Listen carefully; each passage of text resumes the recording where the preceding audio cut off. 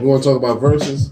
Yeah, let's talk about verses, man. So if y'all missed it, man, you missed the big one. So two legends in the R&B and soul music category went up against each other. That was Patti LaBelle and Gladys Knight. Everybody got the fried chicken out. They got collard greens, mac and Patty cheese. trying to tell y'all before the show. Patty put up a post before the show. She said, if y'all hungry, you might want to go get some of my patty pies. She said she already got other stuff too.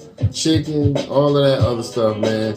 She got quite a few food items in the store now, man. She got beef, green, potato, tomato, lamb, ram, hog, dog, green, beef, potato, lettuce, chicken, turkey, chicken.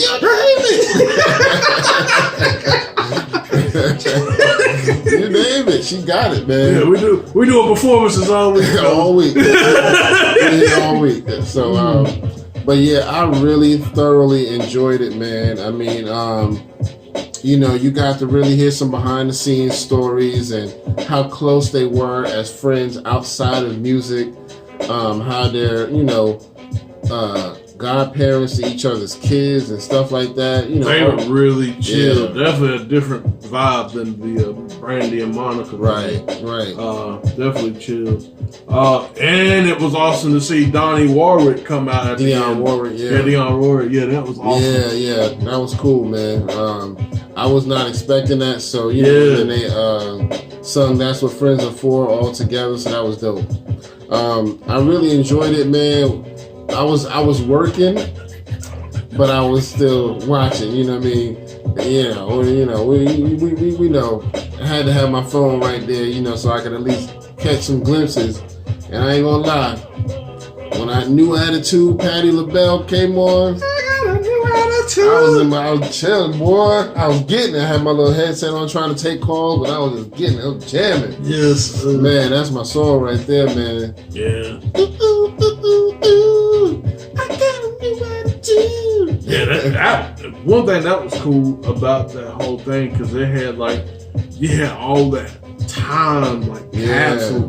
Like you had the 70s, you had they went through decades, and really other than maybe the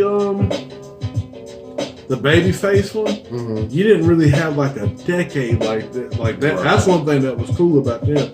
They had decades. Yeah. They went. We go to the 70s. We can go to the 80s. Pull the stuff that they did for soundtrack. Yeah. We can go, here, early 90s. So it was really dope, man. Yeah, we I don't know if y'all got to check it out, but I think it was last week we were talking about Patti LaBelle, and I think I brought up the fact that I thought she had a song with Big Daddy Kane, and she did. Oh yeah. I put a clip of it on the YouTube, edited version of our show, but I don't know if I got to mention it to you, but and then they did play it during the verses as well. So that was dope. And Gladys, a lot, it was kind of up and down. If you really looked at it as a battle, sometimes people were saying Gladys was winning. Sometimes people were saying Patti. I like both of their music. Yeah, but I think it was all a draw. What you yeah. I mean, it was a draw for me too. My personal preference is I like Patti because she can hit them high notes. Gladys is a little more laid back, baritone with the music. So, they're both good. And Gladys, man, Gladys has a powerhouse. Gladys really has. One thing about her, she has. I guess they both do, but I do like Gladys' storytelling ability. Yeah, absolutely, man. So that was a good thing. Versus kind of messed up a couple times because they're older. I guess Patti LaBelle and them had asked. Patti was like, "Put my lyrics up on the screen." Oh yeah, all them songs they wrote. Right, you think they gonna remember everyone? Right. Shit. So she was like, I might forget the lyrics, so put them up on the screen just in case. And they had the wrong thing up there one time when the song was playing, and she was like, "Come on, man, fix that, get that right, y'all." Yes, I'm gonna cut y'all. Yeah, she had to call him out. And then she's like, "Oh, baby, it's all right." And they were all back to me. Right. Yeah, it was chill, man. And then it did. Instagram did cut their show one time. They had to restart the live, and it was doing a good song too. What song was that? It was a Dion. I mean, not Dion Moore.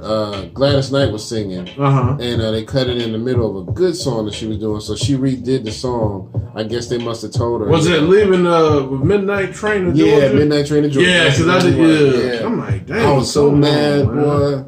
So Instagram, y'all messing up, man. Yeah, you know, she was we got a good thing going, and y'all messing up. Yeah, Patty was like, yeah, you know what? He would leave and he would come home my pie. I'm like, damn. Damn, Patty. Patty. With the pies, man.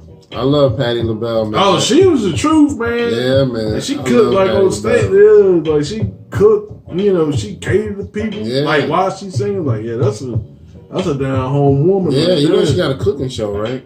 Oh, I did not know that. Yeah. Like recently? Wow. Yeah, it's on one of the cooking channels. I don't know which one, I can't remember, but I've seen it a couple of times. And what she'll do, she'll invite other famous people to come over and just cook a meal with her and show them, here's my special lasagna, or here's my special such and such, and I'm going to get you to help me make it. And, that's what's up. Yeah. I can't remember the name of the show. Something like maybe In the Kitchen with Patty or something like that. I don't know, but it's a good show. So shout out to her, man. Shout out Patty. Shout out to her. And if you didn't see it, please go back and check it out. Because I mean, you know, if you want to be a singer, you need to know your roots in singing and know who opened doors for you and stuff like that, man. You know what I mean? So, you know, don't just discount these people because they're older. They're legends, regardless. So I thoroughly enjoyed it. Yeah. And I'd watch it all over again. You know what I mean? So, but yeah, I don't know if they haven't announced any more verses yet, have they? I haven't heard an announcement. Yeah. So I don't think so either. We'll see what's coming through the pipe. But that was a good one. Yeah. That was definitely a good one. The numbers, I mean, from the get-go, as soon as it started, they were like at 500,000 viewers. Damn. I was like, shoot, man. And I don't know what the highest number ever got to, but I know their numbers were always pretty high. So anyway, all right, so want to move on, I guess. Want to talk about Breonna Taylor. Yeah. So I'm gonna just, you know, put it out there first. You know, and most of you may know they've recently reached a settlement in the Breonna Taylor case because they finally got to take it to a grand jury, and they came back with a $12 million settlement. Now, before I say anything else, let me ask you this: do you know if the family has accepted that already, or are they still kind of waiting to see if the family's going to take it or not? You know what? I don't know. See if you can look that up. Let's ask Google. Yeah, I'm wondering if they actually have accepted it. Son, where'd you find this? Oh man, sorry, my bad. I'm sure if you put in Breonna Taylor's name, that's going to come up. But yeah, so there's been a $12 million settlement offer, and I'm going to give my quick opinion on that while he's looking that up. I don't agree with it at all. For one, I think these police officers still need to be brought to justice, because when I think about settlements, to me, that's basically legal hush money. That's basically, take this money. I'm sure your family ain't got that much money, so just take this. You'll be happy, and we don't have to put our officers through any legal issues or anything like that. You'll feel good, we'll feel good, let's call it even. And I don't like that because, you know, that's too stereotypical. You know, just whenever it's a black victim, it's always just throw some money at them and, you know, they'll shut the hell up and we'll be fine. Okay. You know, that's one thing. Number two, this $12 million that they're offering has not put a dent in their pockets. No. This is why people are saying defund the police. It's not necessarily to put them out of work. It's saying to get rid of all this extra fund me money that they keep, because you know they got hundreds of millions of dollars in accounts just waiting for shit like this to happen. Oh yeah. You know what I mean? If they take us to court, we'll just throw them a few million and they'll shut the hell up about it. You know what I mean? And a lot of times a lot of us do accept that shit because we've been struggling for so long that we like, well, that is a lot of money. I guess I could just, but nah. Breonna Taylor's life is not worth just a measly $12 million.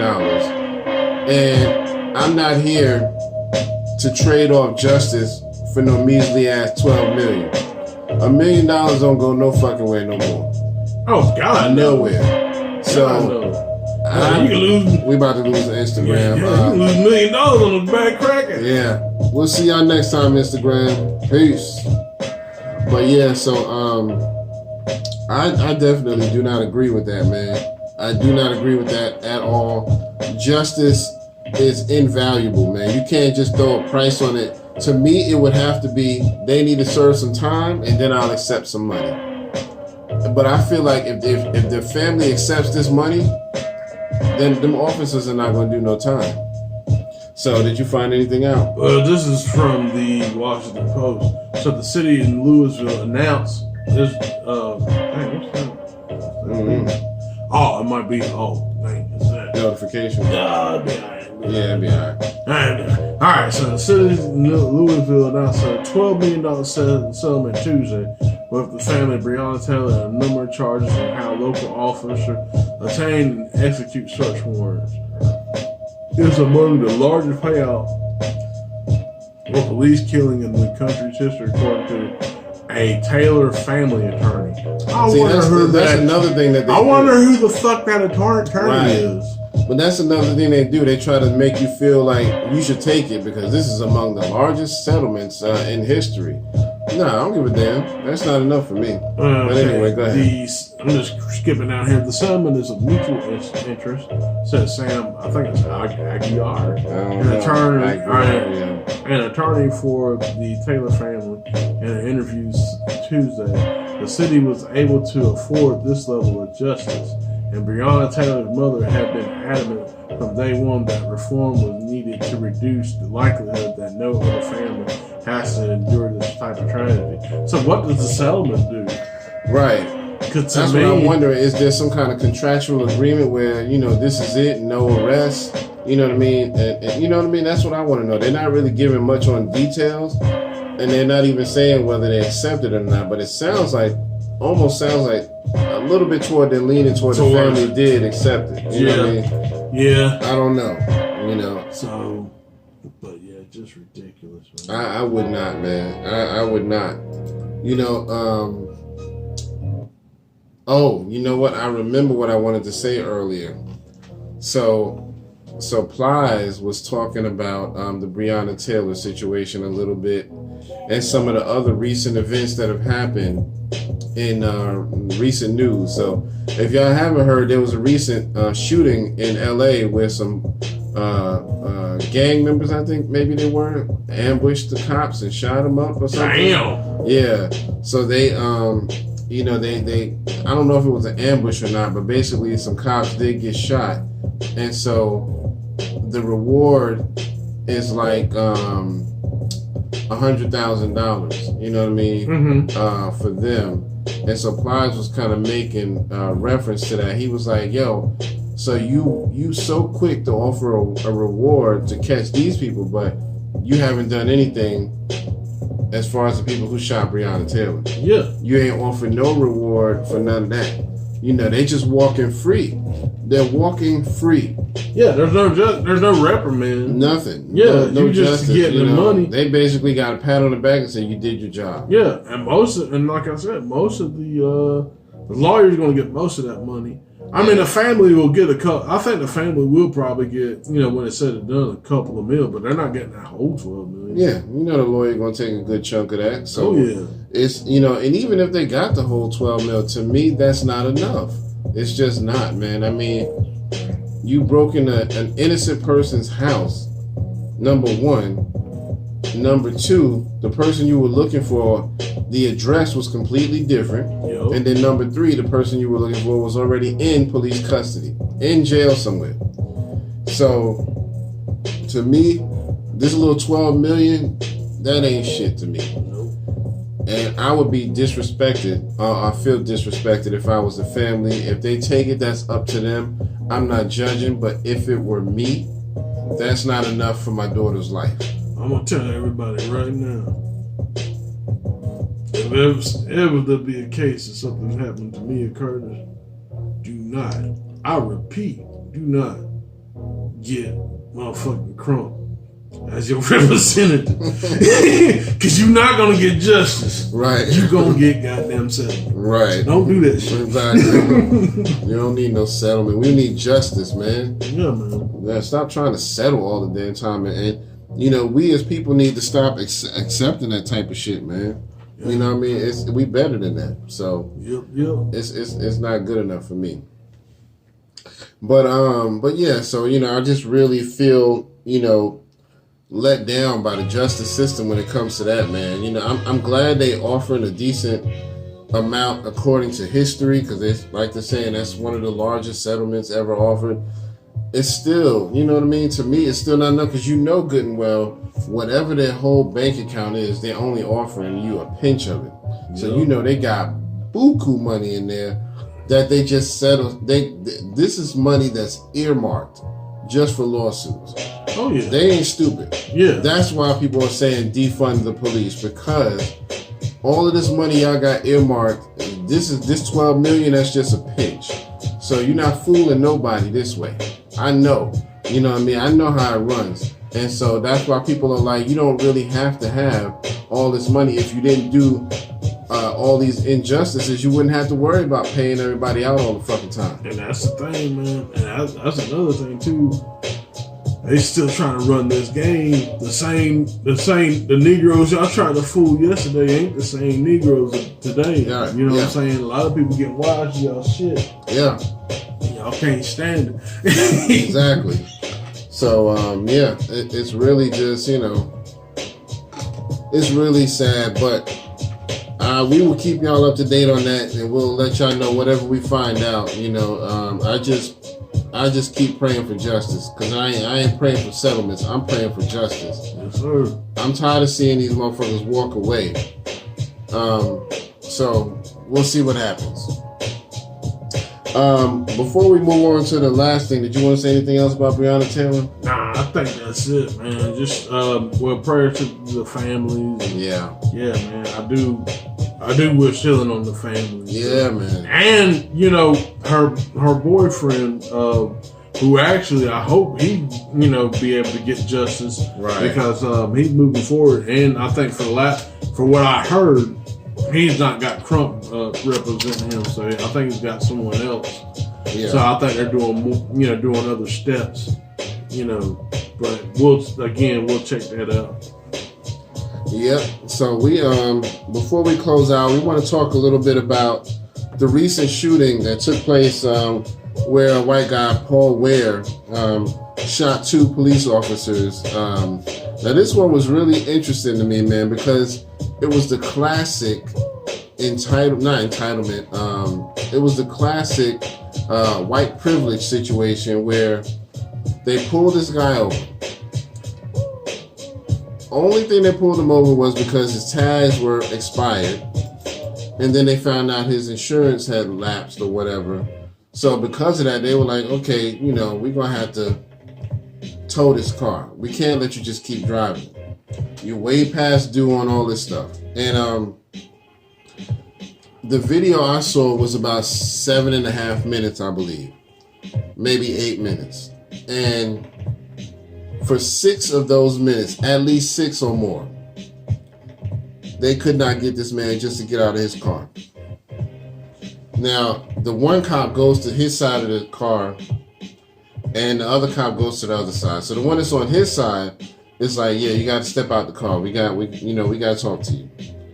I don't want to step out of the car. I know my rights.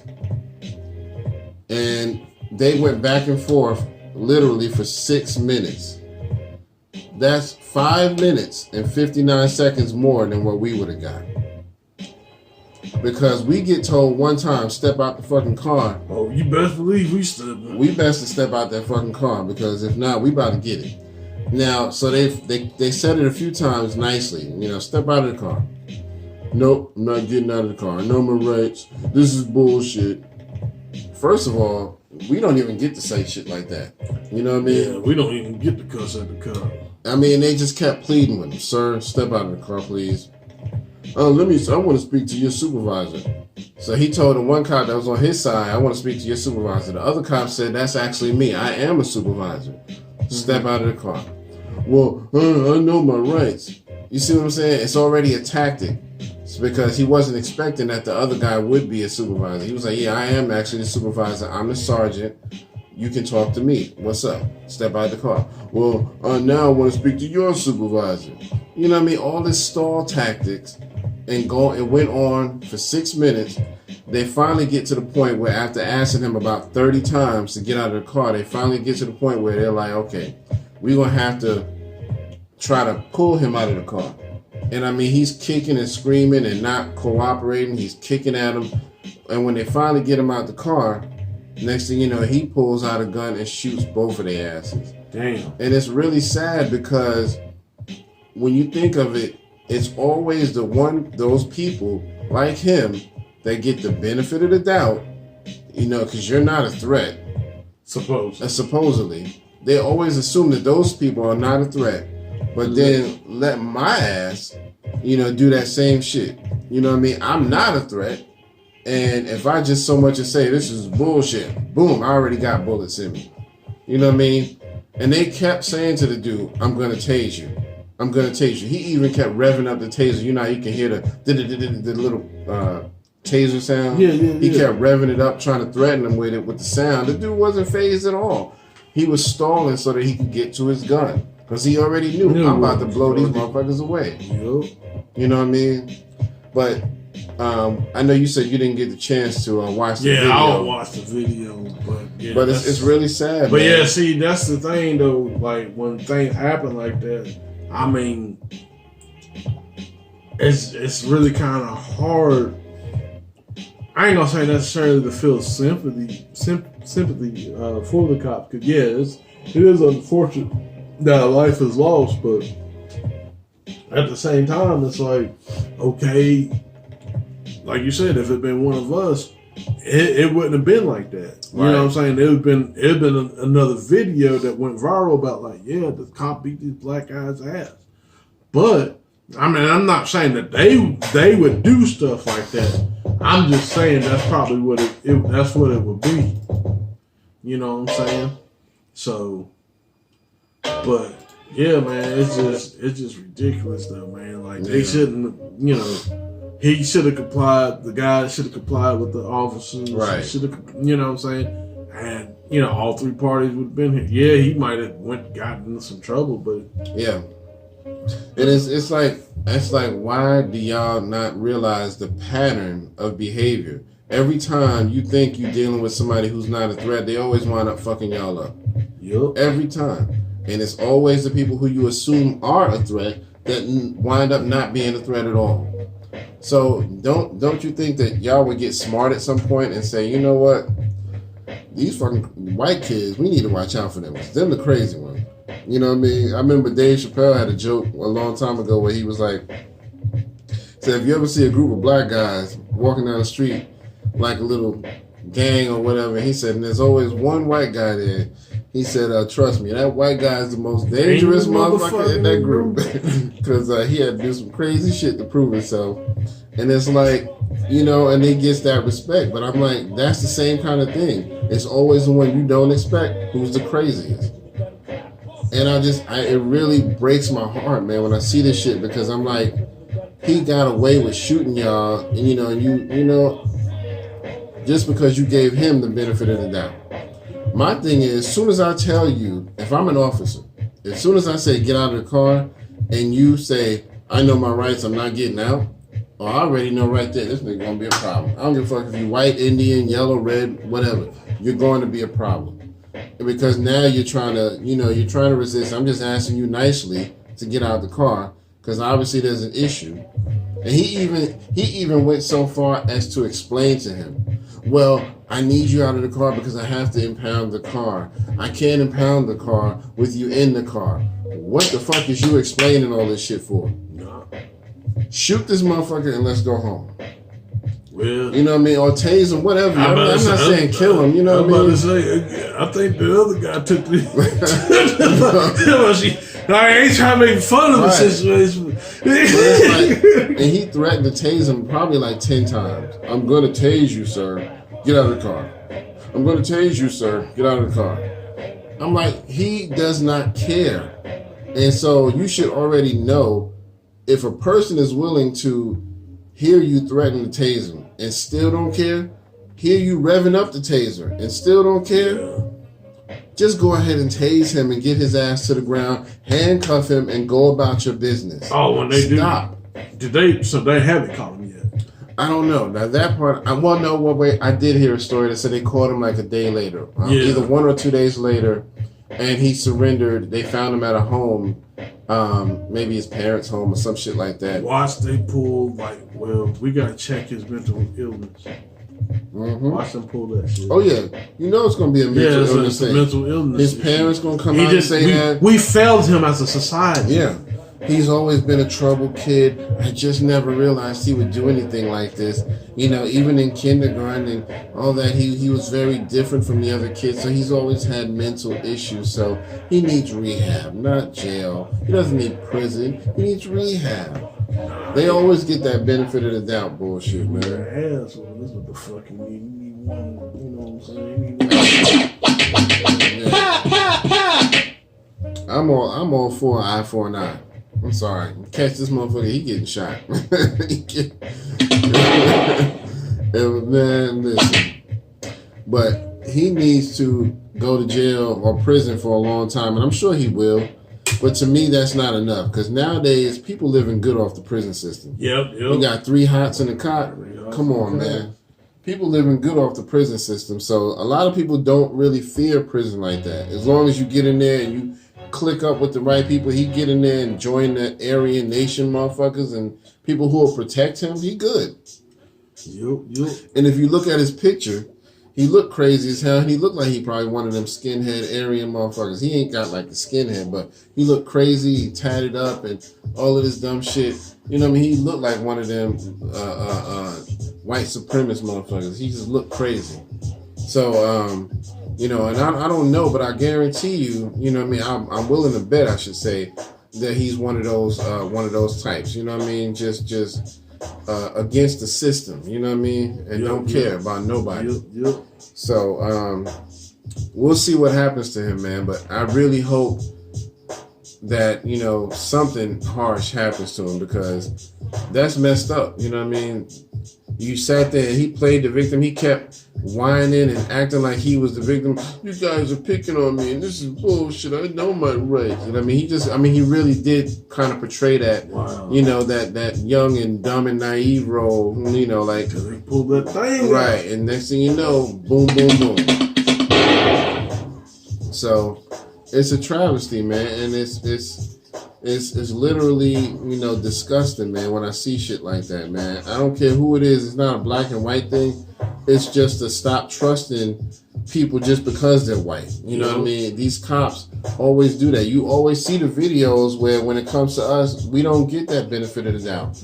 Once they tell us one time, if we so much as flinch, or I'm not doing it, we getting it. We getting full of lead. In front of our families. Yep. We don't care if your kid in the car. Yeah. And so I just, you know, I don't got no more to say. I just hope that I hope he gets what he deserves, not just jail time, but I hope he gets some kind of other punishment. And that's all I'm believing. Yeah. He needs something, man, because ain't no way. Well, I think that's about it, man. Cause, you know, I might have to, we gonna have to go ahead and shut it down. Yeah, they boot niggas over here. They boot niggas over here, son. You got a curfew out there. They got like, y'all niggas get out here at 6 o'clock, nigga. But yeah, so you know, we can talk about this stuff all day, man. But you know, we appreciate y'all checking us out. Thank you for being part of our experience and letting us run our mouths, you know. And so for Triad Hip Hop Podcast. Oh, real quick, before, let me plug this again. We are on Anchor as well. Mm-hmm. So that means we're on Spotify and some other podcasts y'all can check out. We appreciate y'all. Also, remember our podcast listeners, check out our YouTube page. We have the Lost in Thought. We have the lyrical breakdowns. We have some, you know, other content outside of this, so y'all come check us out, and we appreciate you. Definitely. And don't forget, like, share, and subscribe with everybody you know. Hit the buttons, encourage people to follow and support. You know, we're just trying to do this for the culture. So, for episode 133, this is Uncle Kurt, and this is Howard. And we'll see y'all on the next one, all right? Peace. Peace.